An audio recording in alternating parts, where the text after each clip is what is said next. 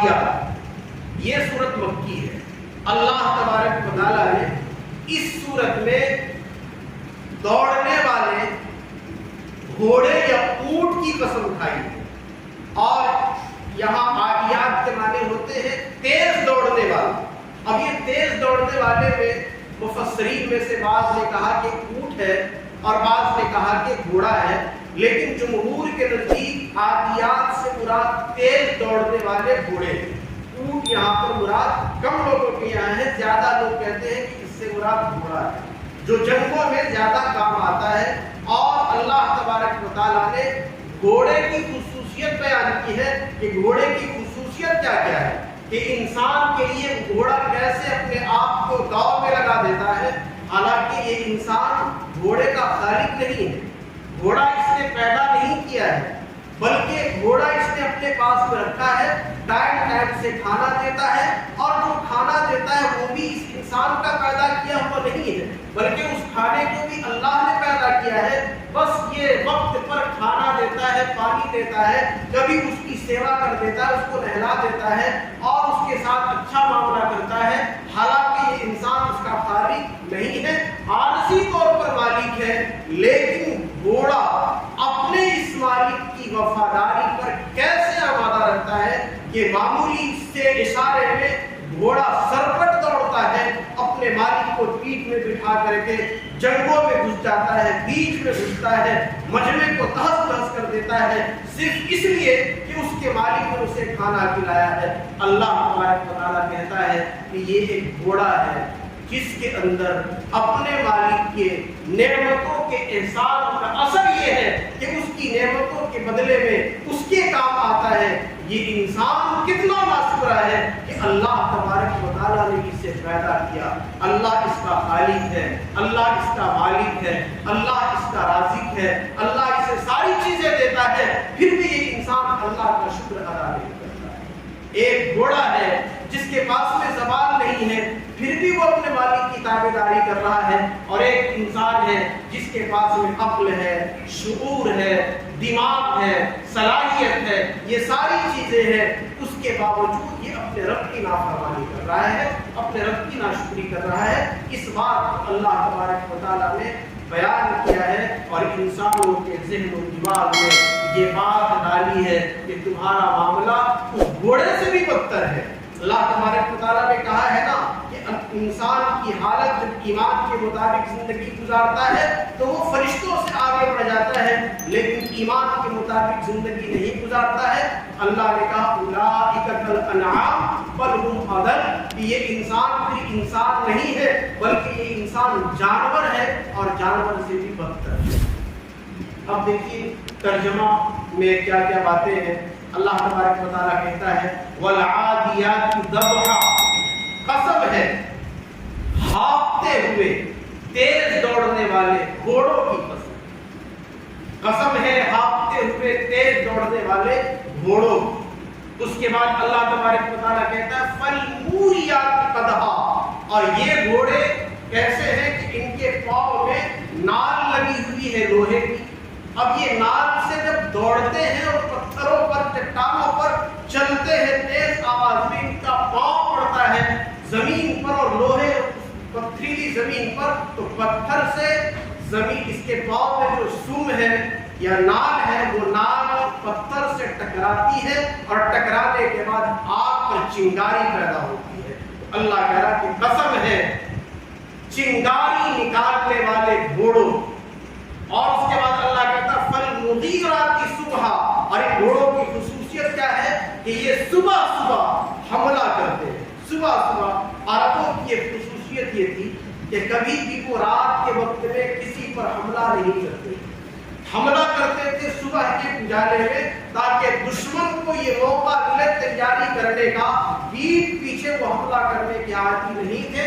اسی مناسبت سے گھوڑے کو بھی اللہ تبارک و تعالیٰ نے کہا کہ یہ وہ گھوڑے ہیں جو صبح کے وقت میں دشمن پر حملہ کرنے والے ہیں، ان گھوڑوں کی قسم۔ اس کے بعد اللہ کہتا فَأَثَرْنَ بِهِ نَقْعًا، اور پھر یہ گھوڑے گرد و غبار اڑاتے ہیں، ایک جماعت کی شکل میں گھوڑے دوڑ رہے ہیں جنگلات میں، صحرا میں، بیابان میں، اور ان کی ٹانگوں سے دھول دھول اور گرد اڑ رہے ہیں اور اڑنے کی وجہ سے فضا میں سارے گرد بکھر جا رہے ہیں، تو اللہ کہتا ہے کہ وہ گھوڑے جو گرد و غبار کو اڑاتے ہیں فوسطن به جمعا، اور پھر یہ گھوڑے بالکل دشمن کے بیچ میں گھس جاتے ہیں بغیر کسی پرواہ کیے ہوئے، ہمارے مالک کو نقصان نہ پہنچے۔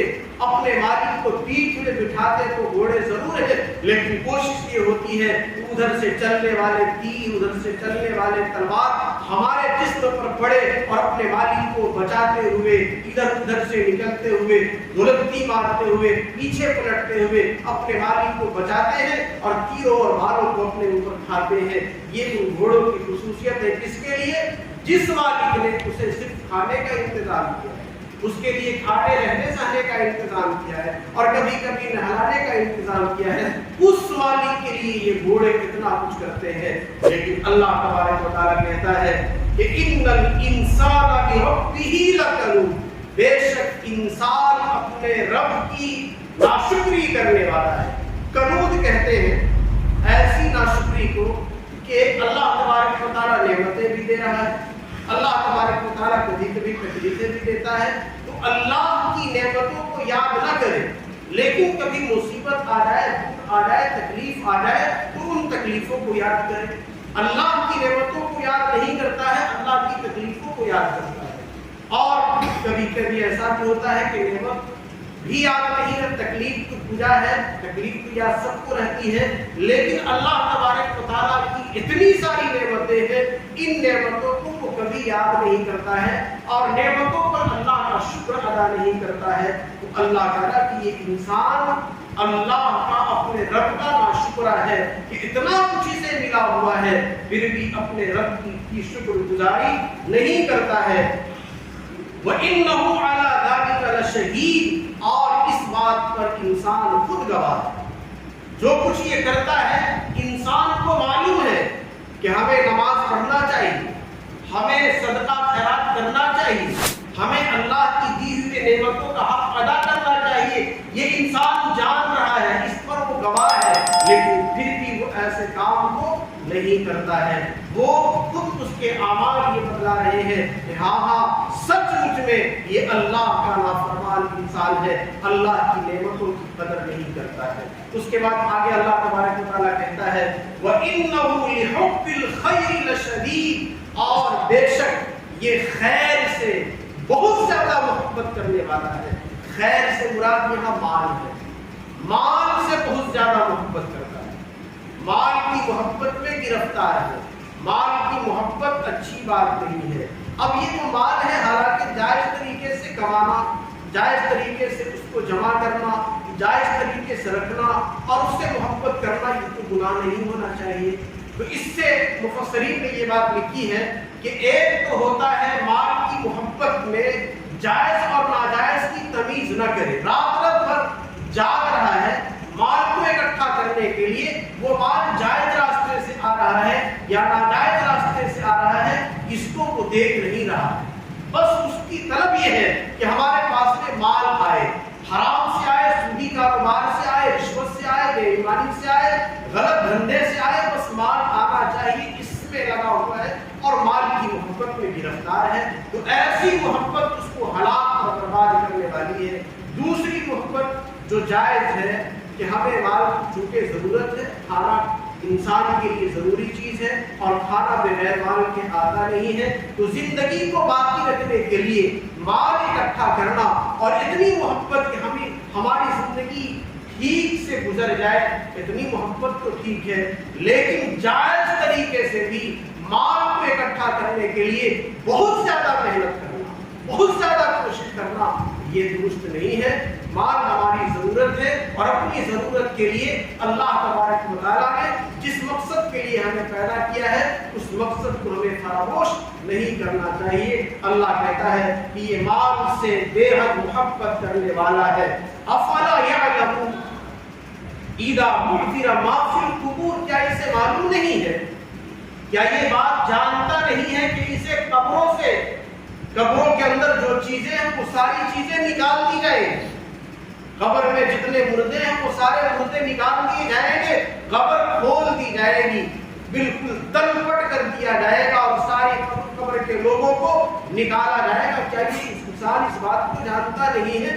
ہم مسلمان ہیں، ایمان والے ہیں، ہم تو ہر حال میں اس بات کو جانتے ہیں، اس بات کو مانتے ہیں کہ ہمیں قبروں سے نکلنا ہے اور نکلنے کے بعد اللہ کے پاس جانا ہے، پھر بھی ہم لاپرواہی میں اور غفلت میں پڑے ہوئے ہیں۔ آگے اللہ تبارک و تعالیٰ کہتا ہے ان ربهم بهم یومئذ لخبیر، اس دن اس کا رب پوری طرح باخبر ہوگا۔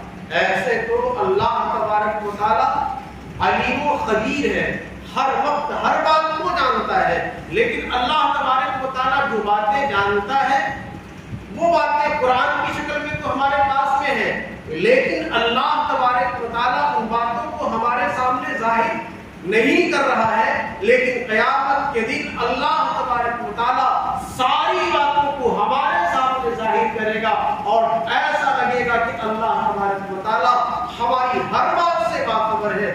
خبیر تو پہلے سے ہے، لیکن اس دن انسان اپنی آنکھوں سے دیکھے گا۔ تو اسی مناسبت سے اللہ تبارک و تعالیٰ نے کہا کہ اللہ تبارک و تعالیٰ اس دن ان کے حال سے پوری طرح باخبر ہوگا۔ تیسری سورت ہے سورہ القاریہ۔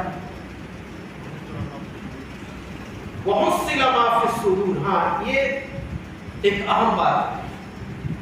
یہ اہم بات اس لیے ہے کہ انسان جو کچھ کرتا ہے، ہم نیکی بھی کرتے ہیں، برائی بھی کرتے ہیں۔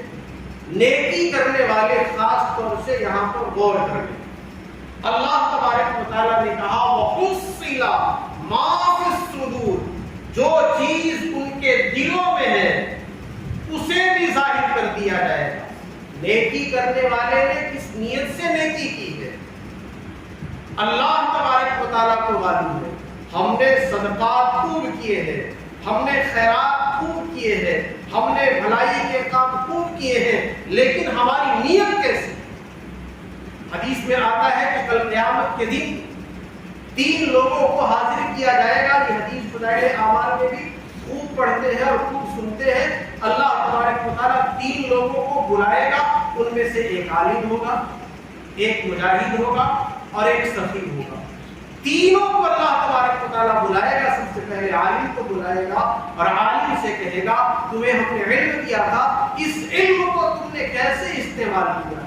عالم کہے گا کہ یا اللہ ہم نے تیرے علم کو سیکھا، پھر اس کو تیرے بندوں کو سکھایا، نہ جاننے والوں کو بتایا، خیر پھیلانے کی کوشش کی، مقصد تیری رضا تھی۔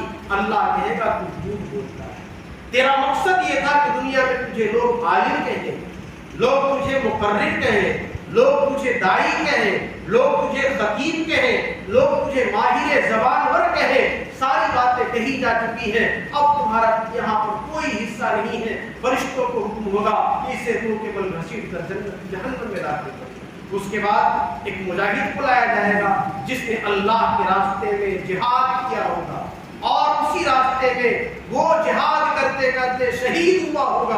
اس مجاہد شہید کو لایا جائے گا اور کہا جائے گا تمہارے پاس میں طاقت تھی، تم جنگ میں لڑتے تھے، کہ کیوں لڑتے تھے؟ تم اللہ سے کہے گا اے اللہ ہم لڑتے اس لیے تھے تاکہ اسلام کا غلبہ ہو جائے اور تو راضی ہو جائے۔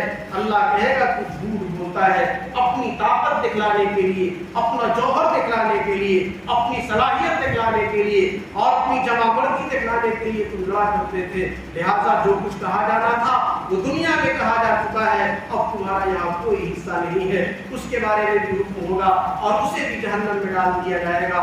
تیسرے سخی آدمی کو لایا جائے گا جس نے دنیا میں داد و دیش کی ہوگی، صدقات اور خیرات کیے ہوں گے، بھلائی کے خوب خوب کام کیے ہوں گے، غریبوں کو کھانا کھلایا ہوگا، بیواؤں کی خبر گیری کی ہوگی، مدرسے میں تعاون کیا ہوگا، مسجد کی تعمیر میں حصہ لیا ہوگا۔ اللہ کہے گا تمہیں مال دیا تھا، تم نے کیا کیا؟ وہ کہے گا مال کو ہم نے تیرے راستے میں خرچ کیا تاکہ تو راضی ہو جائے۔ اللہ کہے گا تو جھوٹ بولتا ہے، تو نے یہ سب کچھ کیا تھا اس لیے تاکہ دنیا میں تجھے مالدار کہا جائے، سخی کہا جائے، یہ سب کچھ کہا جا چکا ہے، اب تمہارا یہاں کوئی حصہ نہیں ہے، اسے بھی جہنم میں ڈال دیا جائے گا۔ تو دل کی جو بات ہے، جس جذبے کے ساتھ ہم نے کام کیا ہے، اس کو اللہ جانتا ہے۔ ہم اپنی نیت کو लोगों से छुपा तो सकते हैं, लेकिन अल्लाह तबारक व तआला से कैसे छुपाएंगे। नेकी करने वाले भी इस बात को अपने ज़हन और दिमाग में रखे कि हमारी हर नियत को अल्लाह तबारक व तआला जानता है कि कौन किस नियत से काम कर रहा है। लिहाजा इस नियत के हिसाब से नेकियां तो बहुत होगी, लेकिन नियत सही नहीं होगी, और नियत के सही ना होने की वजह से कहीं ऐसा ना हो कि हम जहन्नम में चले जाए।